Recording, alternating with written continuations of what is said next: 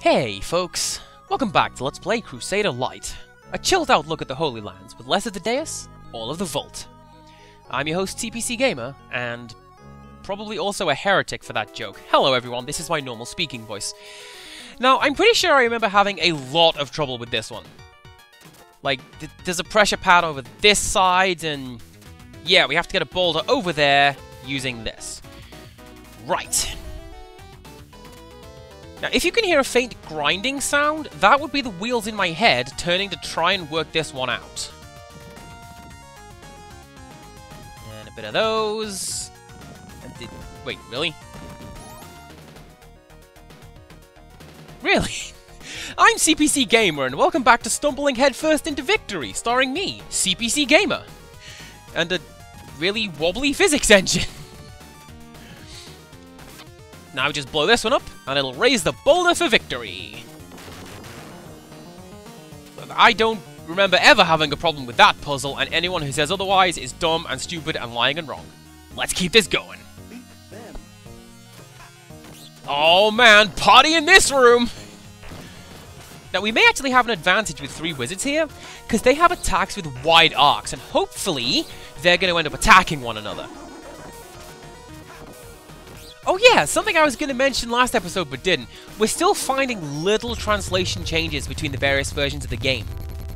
For example, in this version, the princess talks about saving those victims, while the American one, she talks about saving those lives.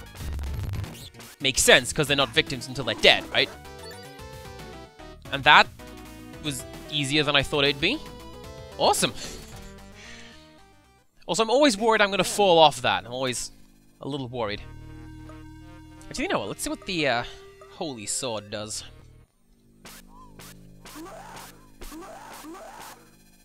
Well, there we go then. I should keep using that. But let's not. Let's go back to Light Crusader. The game's not called Holy Sword, it's called Light Crusader. I reckon Holy Sword might be a good name for a game, though. Or then maybe I'm just thinking of, like, Holy Diver? Really, game? Really? That's what we're counting as a puzzle this late in the game? Like I mentioned in the last episode, it feels like something ran out in the game's development. This room only cements my belief. Because, like, look at this. This is just Remedial Switches 101. And just like the other two, there's a secret near somewhere. Yeah, there we go. Okay, so that looks like progress. Let's not go that way just yet. Now, in this room... Yes, this is a trap room, I'm pretty sure. Each of these chests holds a bottle of wine. And wine, you may recall, does nothing but cure poison. And there are no poisonous enemies for the rest of the game. That's just a way of filling up your inventory with junk you can't use. Alright, let's ignore those, because I've got no idea what's in this room. Oh, it's Cullen! Hey, man. Buried in Huster's body. Remember that, it'll become important later. Now let's beat them! And while I do, the mirrors in this game are basically like a really simple sprite-based version of how modern games do mirror images. The usual trick with polygons is to mirror the room and mirror the models. Having 2 sets of sprites and an invisible wall is a pretty good workaround. Now, white slimes are the highest level of slimes in the game. They can spit fire, like the red ones, but they're also fire-proof, so nobody's going anywhere with that. And they are also sword-proof, apparently. It takes a lot to take them down. And you know what? Now as I come to look at this, the turquoise and purple makes me think of an old CPC game. Not any particular one, just, you know, some isometric exploration game like Nexor or Superhero, something like that. Ah, references where only I know what I'm talking about. It's like I never left. Also, the Davids are gaining in power! You don't even need a wizard to bring them into being, they just... Ah! That's okay, they're not... Holy crap, did you see that? Hopefully, because I'm about to put in an amazing replay! Take this! And with that, which hopefully I remember to do in post, so I'm not just wasting my time, let's look at what's in here. Oh, it's a puzzle. A puzzle with bombs! I remember this one. We need to set it up so that we trigger all 3 switches at roughly the same time. So we need to get the projector in the right place, then use the bombs to raise it. Now, actually doing that is another matter altogether. And we're going to find out why. There we go. It's very hard to tell when you've got everything properly lined up. Or if it's even going to work at all, which the projector doesn't want to do.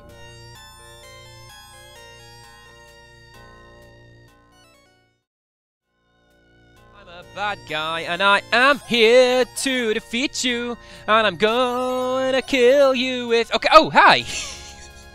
Enjoy that song from Mega Man 2, everyone! Yes! I'm not going to tell you how long I've been sitting here doing this. But the fact that I decided to break into song should give you some idea. But we got ourselves some armor, and it is called Pidge. And for the longest time I wasn't entirely sure why, but... I mean, it's a pun.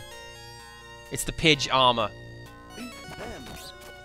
And it makes sense, because the last 3 pieces of armor in the game are called Pidge, Dillo, and Geddon, which are all armor puns. And, as it happens, Dillo is an unused item. Obviously there's no chests containing it, none of the enemies in the game drop it, you absolutely cannot get it outside of hacking.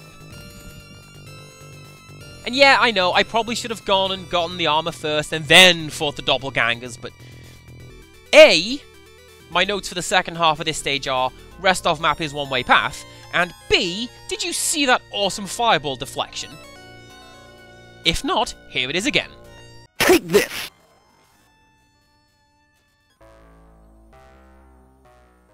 Did I just go to the final boss room? No, I didn't! Because look, it's a save point. Saving is a thing that I have been doing in this playthrough, right? Anyways, in we go! Hey man, how's it going? I didn't just come in here and go back out again. You must have imagined that. Oh, this isn't going to end well. This music, though, it's a pretty good build-up. Way more hype than this boss fight deserves, I can tell you that much. Now, remember, we need to fight the orbs buried in Huster's body. And that's the thing that got fixed in the American localization. Cullen tells us to attack the orbs the demon is holding, because that makes sense, because that's what it's doing. So, first thing we need to do is destroy the orbs that we worked so hard to collect in level 2. The lower 2 are easy. The upper 2, less so, because look at this air combo garbage. Gotta say, magic is helping. Otherwise, we just need to be smart and avoid Huster's attacks. Nice!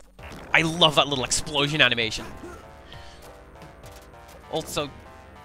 Wait. Are his attacks counting as environmental hazards? I really hope not, because they do 5 damage per strike, regardless of your armor. And if I did that stupid bomb puzzle for no reason, I'll be not gonna be a happy rabbit with that. Oh no, it's Judgment!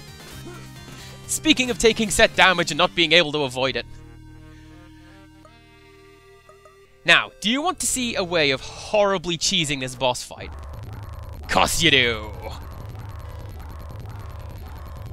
So the Earthquake spell has a unique effect where the magical burst at our hands causes damage as well as the actual spell itself.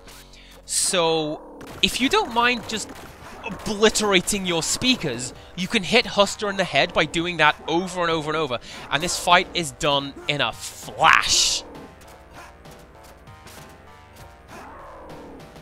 So, here's a final boss fight. Are you suitably hyped?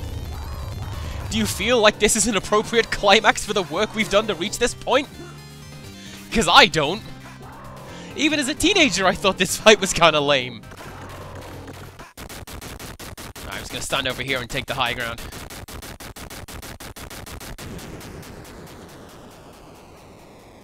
Thanks, Gunstar Heroes explosion sound. You're the best.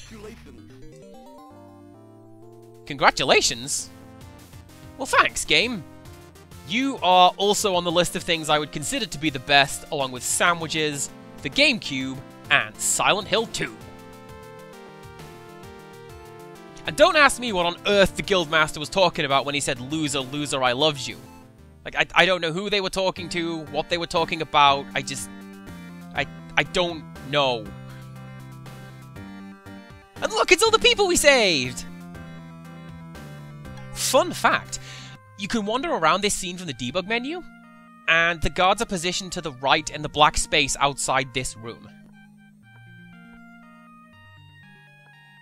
And I don't know, I like the idea that David trekked back through the dungeons to get to the farm, and that's why we are here now. You know, it's kind of like in the old Mario games, where the finale is moving left and revisiting the world. Aw, look at the brave Sir Knight who's no good at talking to people. What a relatable and human character. Spoilers, there is no Another Wonderful Adventure. I mean, certainly not the 2000 Dreamcast game Silver, wherein a knight called David Lander returns home from an adventure he just went and had, and then finds his wife missing, so he basically has to do this game again. Nope. Not that is what that is. But yes, this was Light Crusader, everybody. And only 500 subscribers late. I mean, I never promised when I would do this. So what matters is that I did it. This is easily one of my favorite games. Definitely in my top 10. Although now I come to play it for you guys, I find that it is just so much shorter than I remember it being. Like, when I was a teenager, it took me hours upon hours to complete this, and it spanned a couple of months, when I knocked this together in one afternoon. Like, yeah, I really can talk for hours when you give me the right subject matter. You should see my Silent Hill 2 conspiracy board. It's kind of insane. But no, this was a pretty great way to spend a Wednesday afternoon. Like, I am full of happiness and nostalgia, and more than a little bit of cider. I mean, the game's got its flaws, though. I won't shy away from that, because the last few levels feel kind of rushed. Hi, Aki Hata! I said you'd do a good job on the soundtrack, and you sure did. I loved your work on Rocket Knight. Sound effects were good, too, especially the speech. I am a sucker for digital speech. Oh, and forget you, Turing. Turns out Treasure designed the computer in 1995. We're going to need to update the textbooks. Thanks, Sega 1995. You're my favorite Sega. Not like that Sega 2006. I don't know what the hell that guy's doing.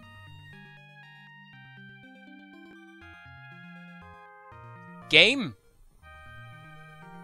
Do I have to push a button now, or am I locked in this purgatory? I think I'm stuck here forever.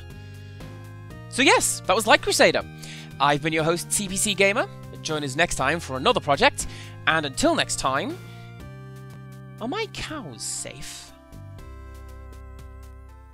Oh. Well, thanks a bunch, Sega. You went and ruined my sign-off line.